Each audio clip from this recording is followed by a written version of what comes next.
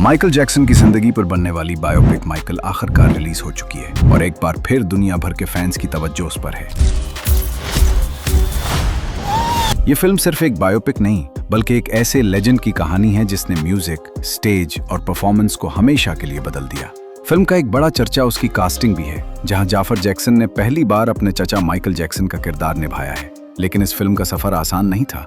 Shooting के बाद सामने आने वाली कानूनी पेचीदगियों और पुराने एक मुआहदे की वजह से फिल्म के कुछ हिस्से दोबारा शूट और एडिट किए गए, जिसने उसकी रिलीज में ताखीर पैदा की। अब जब फिल्म रिलीज हो चुकी है तो उसमें माइकल जैक्सन की जिंदगी के कई अहम पहलू दिखाए गए हैं। उनकी शोहरत का सफर, स्टेज पर उनका जादू और वो लम्हे जिन्होंने उन्हें एक आलमी आइकॉन बनाया।